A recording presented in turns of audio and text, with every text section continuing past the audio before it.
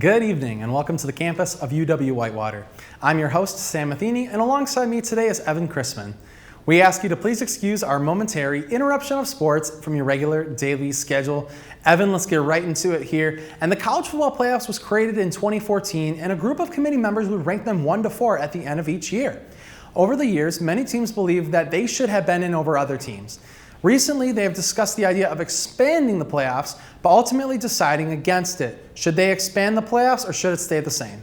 I think the college football playoffs should be expanded because this opens up opportunities for teams such as BYU, Coastal Carolina, Louisiana, and App State. Maybe those teams aren't as better or as good as Alabama, Georgia, Ohio State, like those teams. But I think those teams deserve a shot because they have proved over the years that they can hang with these higher ranked teams and more better teams besides their conference. You're telling me that you think BYU and Coastal Carolina could hang in the SEC? Not necessarily the SEC, maybe some other conferences, but since the SEC is like totally stacked right now with Georgia being the powerhouse, Bama right behind them, Kentucky's up there too. They could have a shot, but they wouldn't beat them necessarily. I think part of the fun is seeing like who comes in and who actually makes the playoff and not. Because, it's fun to debate with friends whether or not, Coastal Carolina should be in, a BYU, a Cincinnati. And I think that just makes it more fun because if you have 4 teams, it shows the true best 4 teams. If you have 8 teams or even 12 teams in the playoff, I think that's going to deteriorate and take away from what the whole point of it is, just to show the best teams. Because a lot of those players would be sitting out, if I'm being honest. I mean, yeah, there's players like Joe Burrow who really needs that. When he came in, he transferred to LSU, and now he's back, or when he was there, and he transferred from Ohio State, and then he goes in and, has a really good year. And yeah, you want to see the best player win. But at the same time, I think if you have a loss, it's just harder to get in, period. And I think you have to be near perfect in order to make the playoffs. Yeah, since Bama's coming off that field goal loss to Texas A&M, I think they're going to probably have to win out in order to make it, and then either Iowa or Georgia has to lose in order for them to make it, just as you said. I think the college football playoff, if they have the college football playoff, that's what I'm saying. I think the championship should be on New Year's Day because at the end of the day, like you're competing with the NFL for which game to watch on I get it's a Saturday versus Sunday, but a lot of those NFL games, they're played on Saturday too because of the wild card rounds. So I think it's important to, have those games be done at the end of the year because those players are trying to move on and advance to the next stage of their career. Yeah, just as you said, those players are trying to get to their next step in their career, and they're opposing against NFL for that main spot on the TV schedule. So, like, would I want to watch the national championship or the Super Bowl? And then, yeah, just as you said, like, TV viewing is difficult during that time. But yeah, I think that's a good reason to have it on New Year's Day. Do you think that ESPN should be covering the national championship, or do you think it should be on national TV like the rest of the NFL? I think it should be on national TV. Next up, we'll discuss if the BCS should come back. We'll be right back. Please excuse this commercial break. UWW-TV has been an important part of the campus and community since 1980. Not only providing on-air learning opportunities for broadcast journalists and electronic media production students, but educating and entertaining our audiences with award-winning news, live sports coverage, original programming, as well as dedicating the mission to developing creative collaborations throughout campus. For more information, visit our website, our 24/7 stream, and like us on Facebook. Check us out because you gotta see what's on UWW-TV. We'd love to show you what it's like to be a Warhawk. Come on!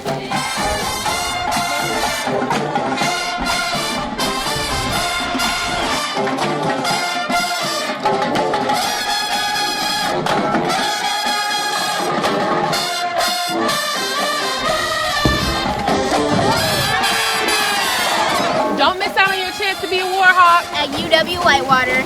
You belong here! UW-Whitewater Athletics, a relentless pursuit of excellence across 22 sports, powered by a tradition of success. 20 national championships, 17 since 2002. 61 individual national titles. 24 National Athletes of the Year. 616 All-Americans, 115 Conference Scholar Athletes of the Year, 1,500 community service hours annually. Be a part of the tradition and join the Warhawk family. Here at UW Whitewater Intramural Sports, we have a motto: a sport for everyone and everyone in a sport. Come on!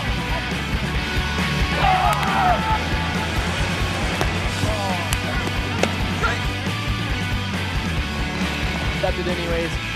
Oh, she got that off, and they're going to count it. Had a blast. Always have fun at intramurals.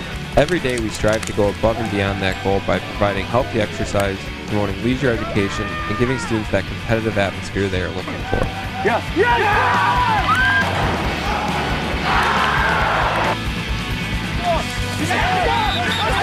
It's exciting. Brings me back to those high school days with Friday Night Lights. With our 25 different intramural sports offered, we guarantee that we have a sport for you. Go to our website and find your sport today.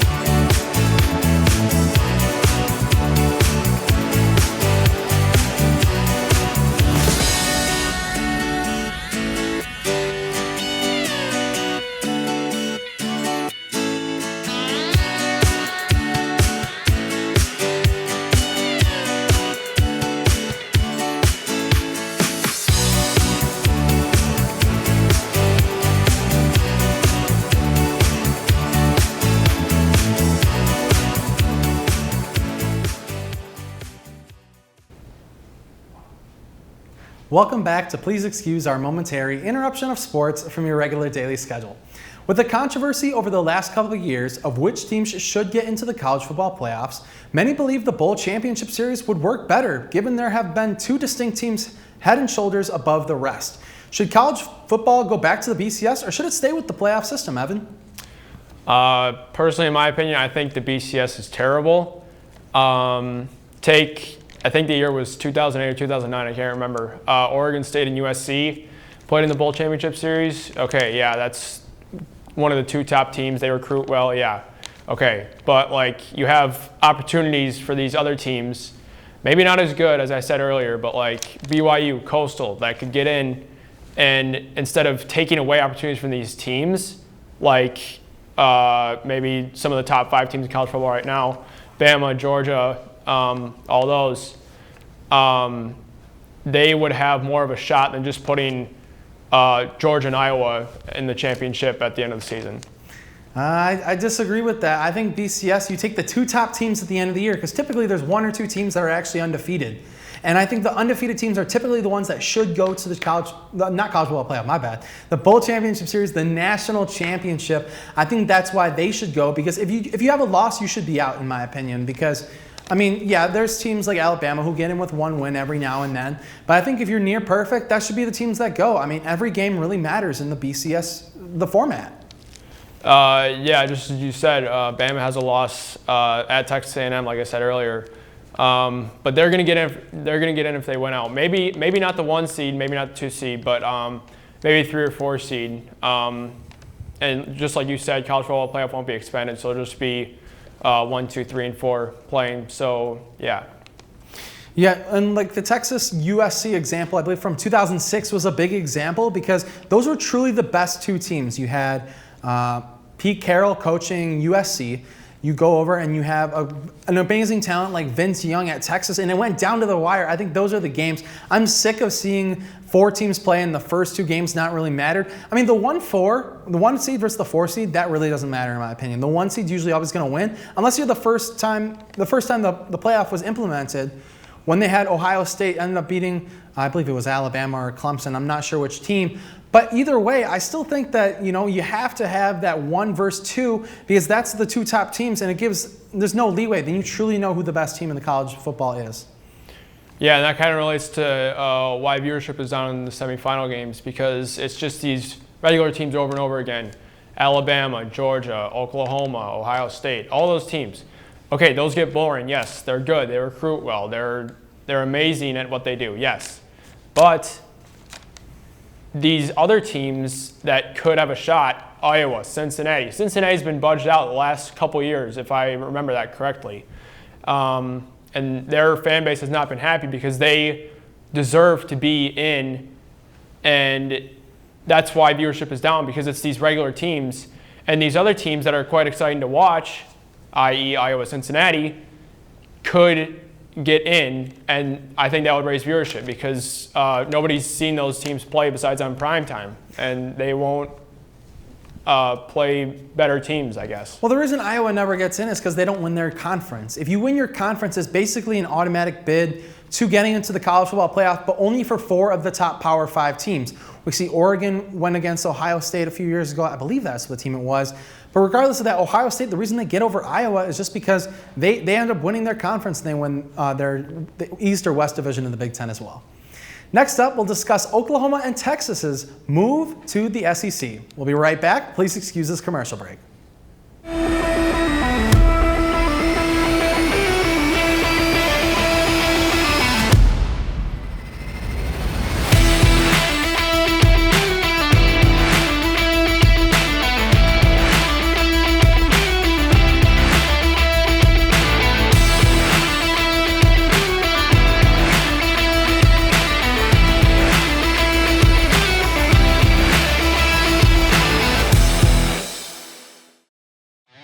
On. Flip them off. 91.7 WSUW.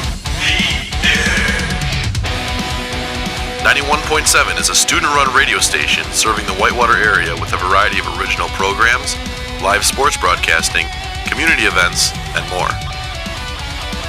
So turn us on. 91.7 FM. Or stream us live at 917theedge.com.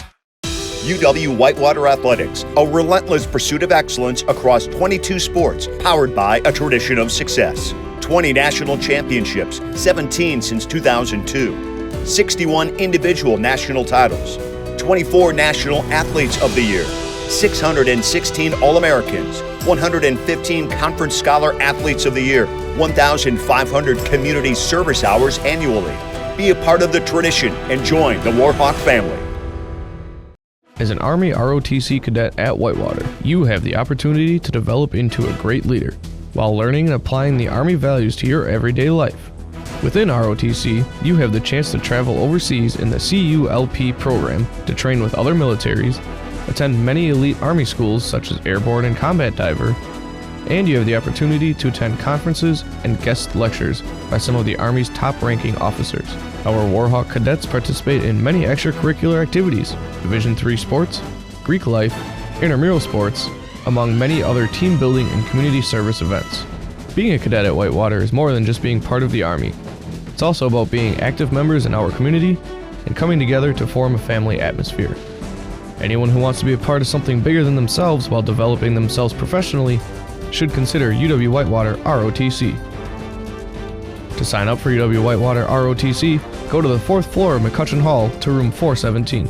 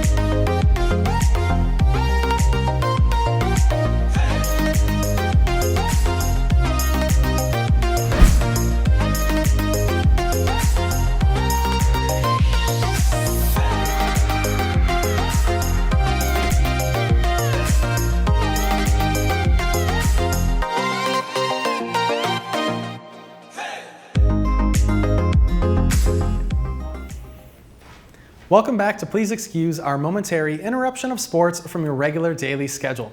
The Oklahoma Sooners and the Texas Longhorns have been officially accepted into the Southeastern Conference once the 2025 season starts. Do you think this helps or hurts the future of college football? Honestly, I think this hurts the future of college football because you have the SEC stacked with depth now, and from Oklahoma and Texas leaving, they have Iowa State, Kansas State, Baylor, Texas Tech, Kansas. All those lower teams, even though Baylor's okay this year along with Texas Tech, but still, like, this hurts because the Big 12 is not stacked with depth as they were with Oklahoma and Texas. Now, why do you think they actually left the conference? I want to hear what your thoughts are on that one. I think they left the conference because I guess games were getting a little bit too easy for them. I mean, besides like the Red River rivalry between Oklahoma and Texas, you would see blowouts among like Oklahoma, Kansas, Texas, Kansas for that matter. You would just see blowouts all the time, and it would get pretty boring to watch. So that's why I think they moved. I think they moved just because they know there's more money there, and they could actually probably get more recruits there too. Football is a big sport for them in that area. Baseball is pretty big there too. But I honestly think that the reason they also moved is because they can get more money from it. They'll get better competition. I mean, honestly, the Big 12 is not a bad conference at all. I still think they're a really good conference. So, I mean, it makes you question, do you wonder why they actually left? Because, you know, they have good teams in that conference. I think the Big 12, like having it more centrally localized in the regions of where it's at, I think that's the best way to go about it. Yeah, just like you said about the regions, I think that would really help Oklahoma and Texas's recruiting, and this would also help recruiting and scheduling for the SEC, excuse me, because they wouldn't have to travel as far for games now, since they're all in that region. Maybe Oklahoma and Texas traveling to Florida, maybe that's a long trip, but otherwise it wouldn't be that bad. And like also you said, for recruiting, that's a big part of it too, because football is big in that Florida, Georgia, Carolinas area. So I think this will really impact the college football playoff committee because you'll have all these teams that, you know, are really good. I mean, when the BCS was there, it was essentially having Texas was, like we just talked about in the prior segment, Texas playing USC. They've been historically very good for football, but I'm not sure what's going to do for the college football playoff because, you know, there's so many good teams there. Do you think it'd be possible to have 3 SEC teams at any point in the future in the college football playoff? I would have to disagree with that. I put 4 or 5 SEC teams in the college football playoff because since Oklahoma and Texas made the move, they're going to be stacked now with Kentucky. Tennessee's making a name for themselves right now, along with Georgia and Bama. And like a couple of years, we could see an all-SEC playoff. I don't know if I'd go as far to see a full SEC playoff, especially if there's only 4 teams. But I guess you never know. I mean, when you have an Ohio State in the past that's been undefeated, now you have, I believe, Iowa beat Penn State a few weeks ago. So that's a big matchup too. I think it really just depends on the Power 5 conferences because if you can win your conference, it's going to give you the best shot to make it to the college football playoff. And like you said, 16 teams would be in the SEC in 2025. What does this do for recruiting and scheduling? Do you think this helps or hurts their scheduling because there's so many teams they have to play? I think this is good for recruiting because with high schools in that area, I should say, that is helpful for recruiting because they can stay around that area, and plus they have more options of playing teams. And then for scheduling, along the scheduling point, it would impact it because you would have to travel farther. Maybe Oklahoma and Texas is going to Florida for a game. Yeah, that's going to be a long drive, but yeah. For sure. Next up, we give our opinions on the future of the Big 12 Conference. We'll be right back here on PEOMIOSFYRDS. What does it mean to be a Warhawk? It means allowing myself to dream big and think outside the box. Pushing the limits of what I think is possible. Seeing ideas through from start to finish. Collaborating with professors and peers. And seizing opportunities in the community to put my knowledge to use. I'm studying abroad, learning another language, and listening to the stories of others. I'm making lifelong friends and fearlessly sharing my gifts with the world. As a Warhawk, I stay balanced, take great care of myself, and get out of my comfort zone. I refuse to let the past determine my future. And I'm taking confident steps in the direction of my dreams. Sometimes it doesn't make sense. And other times it couldn't be more exciting. But I will keep my goals in mind and never quit. Because that's the Warhawk way.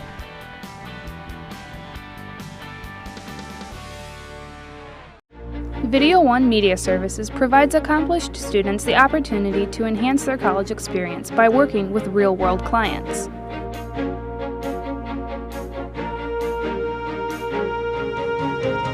In addition, we provide clients local and affordable video options to better enhance their media needs.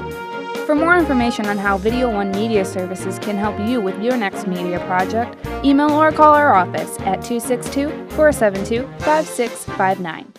UW Whitewater Athletics, a relentless pursuit of excellence across 22 sports, powered by a tradition of success. 20 national championships, 17 since 2002. 61 individual national titles. 24 National Athletes of the Year. 616 All-Americans. 115 Conference Scholar Athletes of the Year. 1,500 community service hours annually. Be a part of the tradition and join the Warhawk family.